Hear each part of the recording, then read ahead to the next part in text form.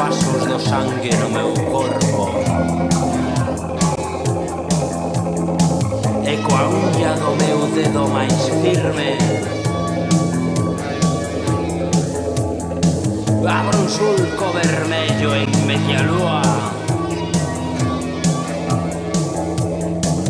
na vea que me acolle tan azul.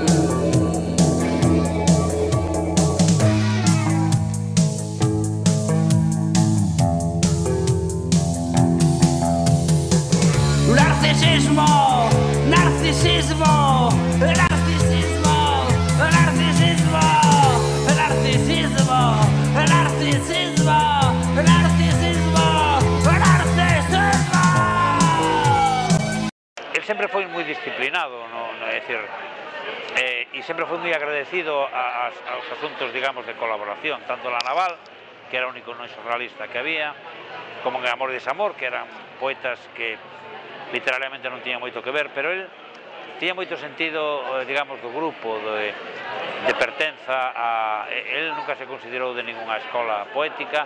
Era unha cidade cargada de creatividade. Estaban inventando toda unha estética, o atlantismo. Por un lado, Amor e Desamor. Por outra banda, a revista La Naval, a revista atlántica, os pintores, os fotógrafos. Entre todos eles había un poeta enxoito, solitario, afastado do mundo, que se convertou no centro dunha estética, do Espereiro. Todos tiñamos fame do Espereiro. Narcisismo, narcisismo, narcisismo, narcisismo. Lois, digamos que era como un portador, non? Era esa imaxe que temos máis ben asociada á muller, non?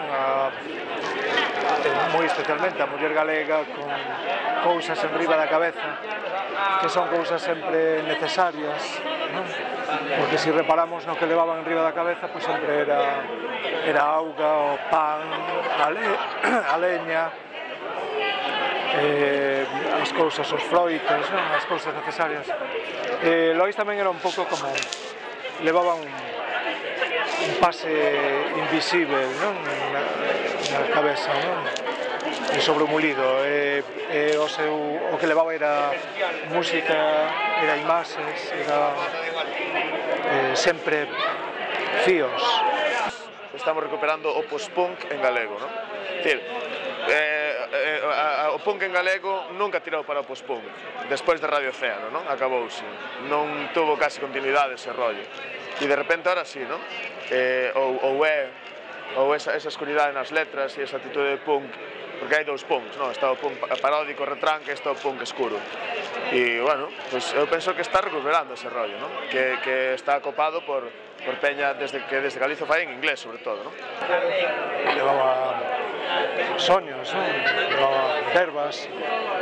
E el, na súa poesía, que non ten unha feitura aparentemente clásica, e na súa escrita notase moitísimo o ritmo, non? Os ritmos que a el lle gustaban, non? Porque no fondo, claro, movémonos moito en tópicos, non? Pero no fondo non é moi distinto a música de vanguardia ou a música punk do que podía ser a música medieval, non? E do que se pretendía en cada tempo, non?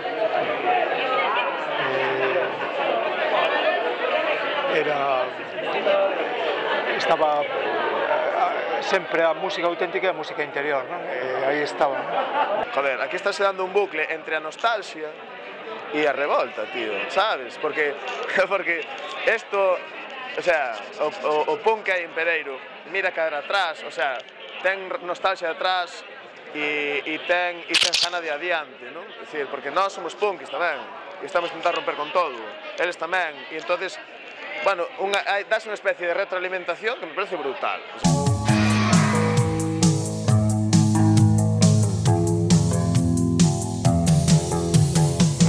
Estivemos escoitando a mesma canción a noite, non?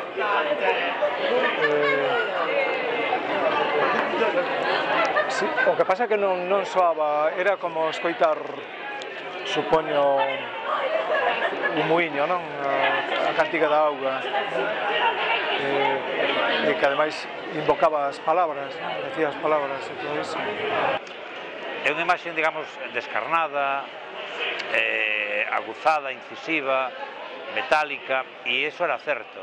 Depois era un tipo moi divertido, o sea, era o mellor tipo para estar nunha terraza con el, porque era un observador da realidade tremendo, non? É dicir, para unha viaxe, para estar...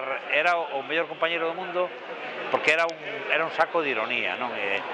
Non era un tipo que contara chistes na barra dun bar, pero si era un tipo moi irónico, moi simpático, moi divertido. Porque, digamos que unha persoa que por unha parte vai a unha descoberta cunha ollada fértil, con man sincera tamén,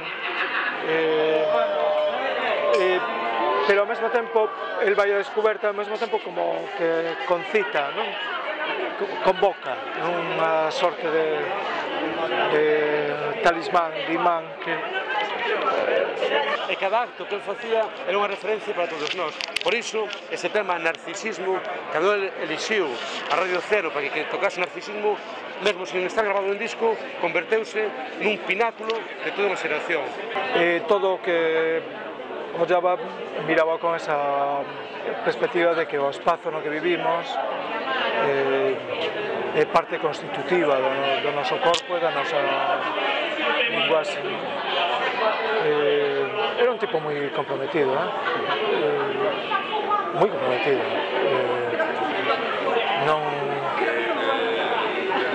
Non era ninguna banalidade, non era como a nouvelle cuisine, que é moito prato e non hai nada dentro.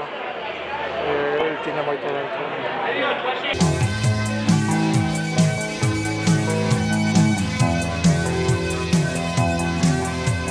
E el puso a engranaxe no seu sitio, así é como funcionan as cordas do noso corazón, sabes? Este é o rollo, entonces penso que levou o rollo a unha desnudez do que topo bastante xente agora que é herdeira disso, non? Ou que seguiu sachando nesa leira. Non era nada elitista, Lois, non? Eu ás veces non me gusta a imaxe que se dá, non? Porque algunhas veces, non? Porque semella que como un ser exquisito, como un ser digamos que vive nunha torre de marfil, non? Nun mundo moi selecto, non? Moi ao contrario, era absolutamente contraelitista, non? Era como di Rivas, era como un radar, como unha antena que detectaba todo o que era, digamos, a vanguarda, non? Pero despois non era intransixente, non? A súa expresión poética estaba nunha extremeira da sensibilidade, non? Mas tamén ele estaba no mundo, no medio do mundo, non? Estaba chantado no seu mundo, no seu tempo.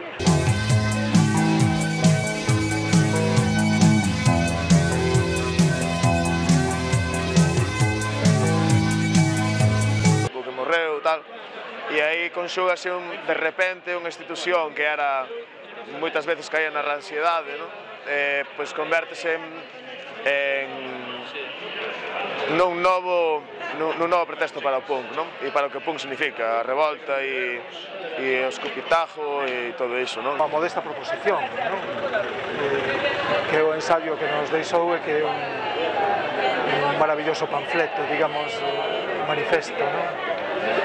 Pola insurxencia, pola liberdade, pola xustiza, non? Bueno, sobre todo curioso que de repente se empeza a conectar a Lois con alguén, porque hasta agora eu que escoitaba era, que rareza, non? O máximo que se dicía era que era o elo, o sea, a transición entre a xeración dos 80 e dos 90, non? Era o máximo que se dicía dele, estaba sin estudar, ninguén lle facía ni puto caso. El saudí, non? Na conversa ultramarina. Algún día nun fanzín me farán caso. Unha persoa internacional situacionista, non? Era un situacionista, é dicir, un libertario. Coñecín a Luis Pereiro nos teles recitais de Amor e Desamor que enchían o auditorio de Caixa de Foros de Galicia, que cada vez que abría a boca recitaba epitafio, narcisismo, que todos rachábamos a aplaudir.